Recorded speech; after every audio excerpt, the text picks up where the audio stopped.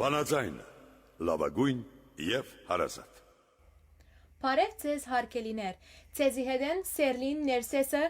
վանացայնի եթերով և թիմադեդրի էջով ներկայացնելու համար հայկական աշխարհի այսօրվան լուրերը։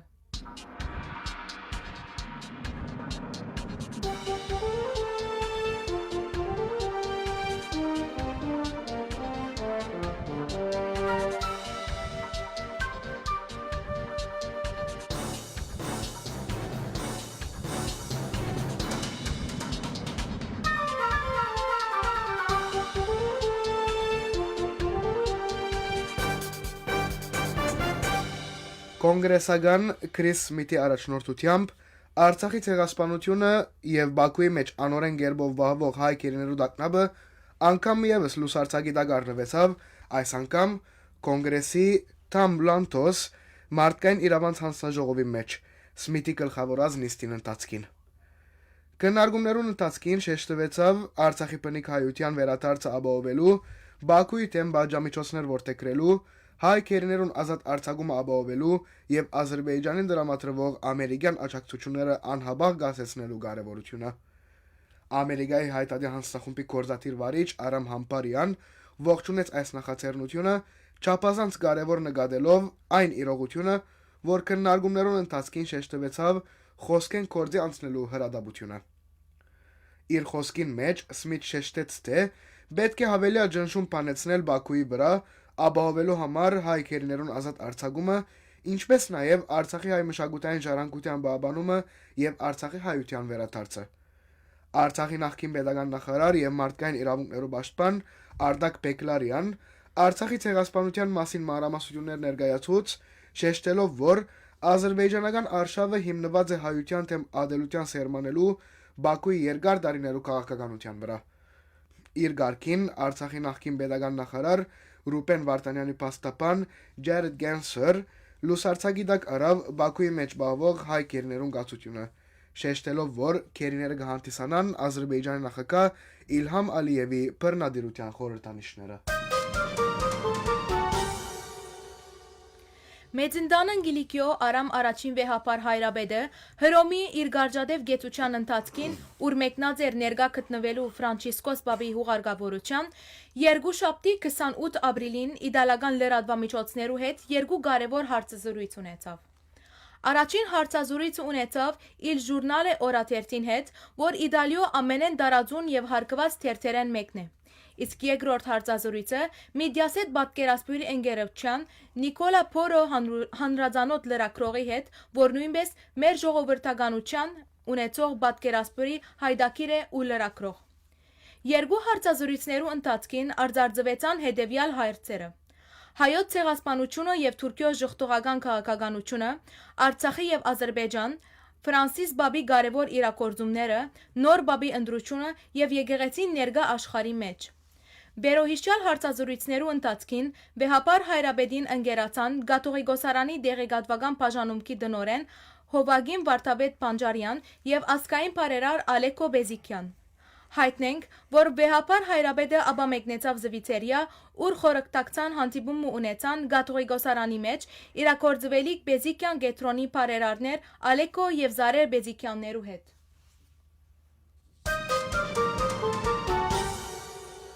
Հունաստանի նախագահ Կոստանտինոս Դասուլաս հայտարարությունը կատարած է հայոց ցեղասպանության զոհերու հիշադակին։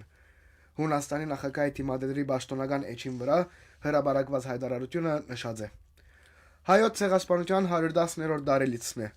Մենք կհիշենք եւ կպահանջենք 1.5 միլիոն անմեղ զոհերու հիշադակը։ Թե այս մարդոց հիշողության եւ թե մեր մարդկային խիղճին արչեւ ազգային քերակույն բարդավորությունն է ոչ միայն վերականգնել պատմական ճշմարտությունը, այլև մշտապես սկոն լալ աբասկային նման սարսափելի հանցագործություններ կանխելու համար։ Հանցագործություններ, որոնց մե ինչպես հայերը դուժած է նաև հունական աշխարհը։ Մարդկության միակ ճանապարհը այլ բան չէ, քան խաղաղության, համագեցության եւ արդարության ճանապարհը։ Նշած է Հունաստանի նախագահ Կոստանտինոս Դասուլիսի հայտարարությունը։ Շարունակելով հայոց ցեղասպանության 110-ամյակի ողջունումներուն մեր անդրադարձը 5 շաբթի 24 ապրիլ 2025-ի առավոտյան հետ Սուրբ եւ Անմահ Բադարակի Լատակիո Սուրբ Աստվածածին եկեղեցվո հայոց ցեղասպանության սրբատասված նահատակներու հուշագոթողին դիմաց դեղի ունեցավ Ձաղ Գեմադույց ի հիշադակ մեր նահատակներուն։ Հանդիսության պեմավար Ալին Կապրիելյան բացման խոսքով ասավ. Եղերական այդ թվականեն մինչև այսօր ամեն տարի Սպյուրքի տարածքին կգազմագերբվին հանդիսություններ եւ գոկեգոչվի մեր նահատակներու հիշադակը խոր հուզումով եւ հարկանքի սրդապուխ արդահայտություններով։ Այսօր 110 տարի յետք գուկանք անգամ եւս հաստատելու, որ մեր վերքը չեսվիացած եւ արդարության արևը պիտի ցակի անպայման։ Օրվան Պանախոս Հալեբեն ժամանած Սուրիո հայտարարի գետրոնական մարմինի ադենաբեդ Ձերուն Կահվեջյան անդրադարձավ ցեղասպանության համաշխարհային անդրադարձին աբա ավելցուց։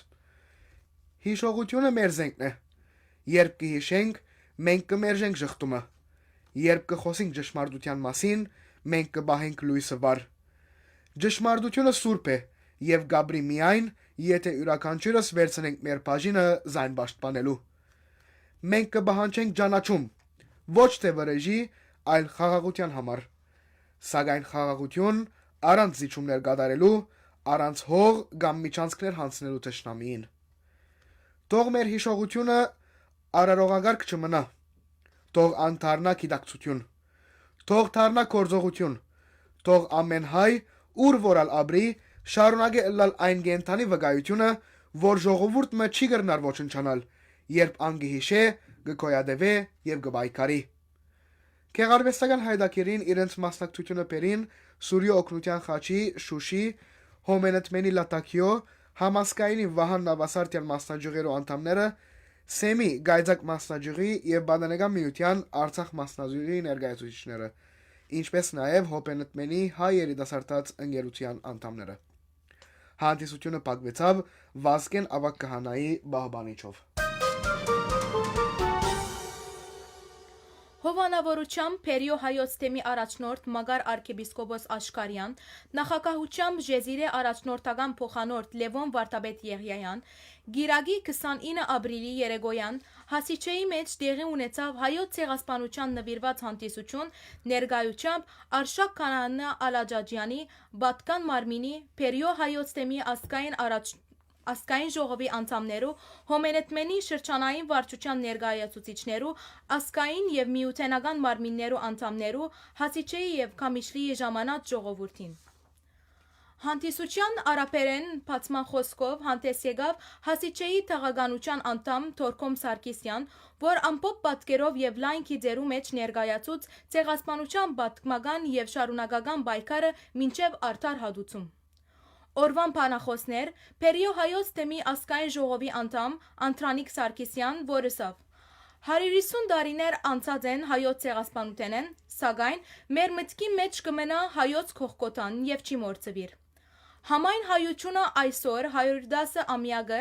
ասկային բարձր գիտակցությամբ ոգեգոչելով իր գոչը գուղե միջազգային եւ քաղաքագիրտ մարդկության ասելով, որ ոչիրը երբ անպատիժ մնա, արիթը գնձայ է ցեղասպանության գրկնումին։ Արցախահայության թեմ գործադրված ոչիրը շարունակական ցեղասպանություն է եւ կբահանջե համախմբվել եւ սկոնելալ ի խնդիր արդար բահանջադիրության։ Գիրականացվեցավ գեղարվեստական գոգիկ հայդակիր։ Սուրիո հայտադի ենթահանձնախումբին արաբերեն խոսքը ուղեց Հակոբ Բարսումյան։ Անդրադարձավ հայոց ցեղասպանության ճանաչման ասելով. Հայոց ցեղասպանության փաստը իբրև մարդկության եւ քաղաքագործության թեմ գործադրված ոչիր ջանցված է դասնամյակ պետություններու եւ միջազգային գազագերբություններու կողմէ։ Մինչ Թուրքիա դակավին կշարունակե մերժել ցեղասպանության փաստը։ Փակման արաբերեն խոսքով հանդես եկավ Սուրիո օգնության խաչի լորի մասնաճյուղի ադենաբեդ Մագի Պանոս, որ հայտնեց, թե հայոց ցեղասպանության նվիրված նախաձեռնությունը արիթներ են հավաքաբար հարկանք մատուցելու մեր սրբատասված նահատակներուն եւ վերանորոգելու մեր անմահ ուխտը։ Իր հայրական խոսքը ուղեց քահանա հայրը, որ նախ փոխանցեց Փերիո հայոց թեմի առաջնորդ Մագար եւ arczepiskopos Աշկարյանի օրհնությունները Ժեզիրեի հայության եւ հայտնեց, որ հայը ուր որալ գտնվի պիտի մնա հավատարիմ իր արյան կանչին։ Այնուհետև բահբանիչով հանդիսությունը հասավ իր ավարտին։ Հայտնենք, որ Հոմենետմենի կամեշլի մասնաճյուղի շեպորախումբն ու սկաուտները դողանցելով Հասիչեի թաղամասները իրենց հարկանքի դուրքը մատուցեցին ցեղասպանության սրբատասված նահատակներու հիշադակին։ 27 ապրիլին հայոց ցեղասպանության թանգարան հիմնարկին մեջ դեղի ունեցավ Անի Հովհաննիսյանի «Թաքցված քարտեզը» փաստավավերագրական ֆիլմի ցուցադրություն քննարկումը։ Գորուսյալ հայրենիքի մասին ֆիլմը դիտելու եկած հանդիսատեսին ողջունեց հայոց ցեղասպանության թանգարան հիմնարկին տնօրեն Էդիդա Կզոյան։ Անի Հովհաննիսյանի պատրաստած ֆիլմը արժևորելով Կզոյան նշեց այն իրողությունը, որ Անիին հայրը աշխարհահռչակ գիտնական պատմաբան Ռիչարդ Հովհաննիսյանն էր։ Մեծապես կապված էր հայոց ցեղասպանության թանգարան հիմնարկին հետ, մասնակցած էր զանազան գիտաժողովներու եւ ունեցած էր հանրային ելույթներ։ 2019-ին ան արժանացած էր հայոց ցեղասպանության թանգարան հիմնարկի Հենրի Մորգենթաուի հուշամեդալին։ Անի Հովհաննիսյանի ֆիլմը հեղինակին իր բաբերուն երկիրը կատարած ուխտակնացության մասին է։ Երկար տարիներ նվիրելով ֆիլմի ստեղծման օդարներու միջոցով Անին կներկայացնե հայոց ցեղասպանության, հայրենազրկման, մշակութային ժառանգության ոչնչացման մանրամասնությունները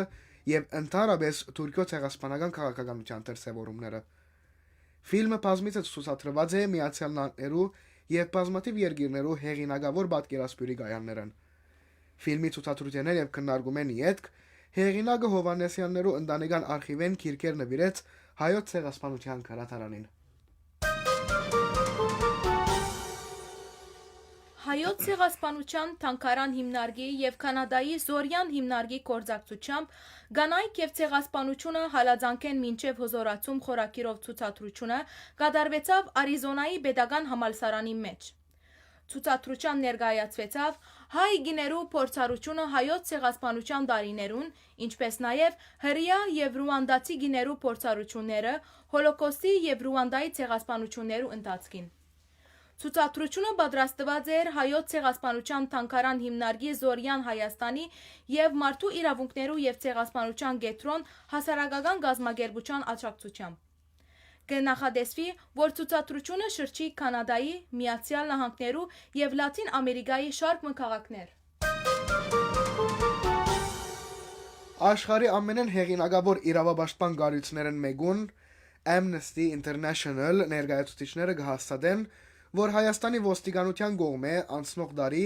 ցուցարարներու թեմ գիրարգված ուժը որոշ բարականերու իրավաչափ չի եղած։ 29 ապրիլ 2024-ին Մարդու իրավունքներու պաշտպանության բնակավարի իրավիճակին մասին հրապարակված զեկույցին Հայաստանին նվիրված հատվածին մեջ իրավապաշտպանները գսեն հետևյալը. Վարչապետի հրաժարականի պահանջով ապրիլին եւ մայիսին դեղի ունեցած ցույցերուն ընթացքին ոստիկանությունը քանի անգամ անօրեն ուժ գիրարգեց։ 12 հունիսին